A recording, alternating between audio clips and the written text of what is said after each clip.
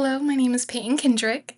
I will be giving a presentation over social development in infancy and toddlerhood, uh, with emphasis on exploring attachment, self-awareness, and how early relationships affect social development. First things first, what is social development?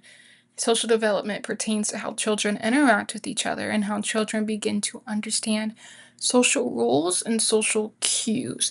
How is this person acting and how can I help them? How is this person acting? Do I need to stay away? Do I need to go in? Development does start right at birth with the infant's caregiver. So, the second from birth, if you don't have a strong relationship, it's going to correlate to your social development later on in life. With later on in life being, how is your relationship with peers, siblings? How is it with people in society, like a person on the road, a coworker, a teacher, all these different people? Key aspects of social development include attachment, social referencing, self-awareness, and empathy.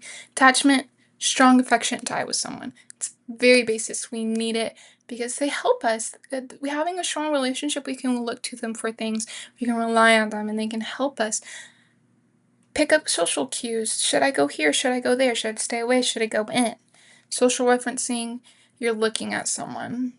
You're looking for someone for their social cues in uncertain situations.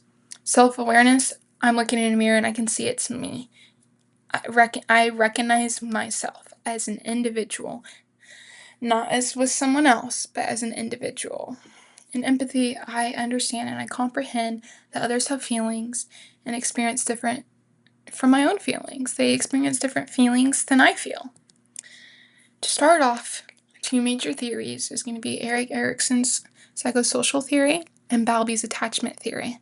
Erik Erikson, we're going to focus on stage 1 and 2, trust versus mistrust, which is birth through year 1, and autonomy versus shame and doubt, which is year 1 through year 3, so toddlerhood. And these two stages were forming secure attachments through distinct caregiving, and toddlers are gaining independence and confidence that, like, to have to go out on their own, to go help other people, or to stay away, which is all very important because having attachments and being able to have independence, we're seeing how other people are seeing and we're picking up on it. Bowlby's attachment theory is also important.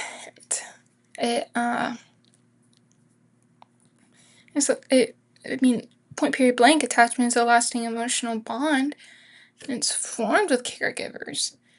But having that caregiver-child bond promotes emotional safety and exploration, which can lead to having social confidence in environments that we are unfamiliar in.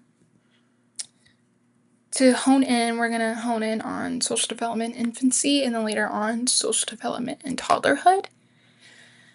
And then cultural influences on social development. To start off, as you can see, social development in infancy.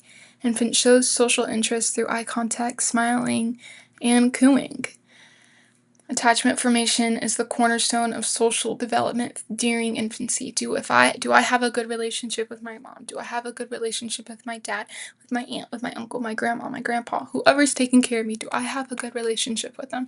If not, secure attachment is not going to form, and we're going to be weary. We're not going to have a strong development through social aspects of life, and it's going to just get weaker and weaker and weaker as time goes on. With that being said, stranger anxiety appears. Socially, we know, I don't know this person, I shouldn't be there.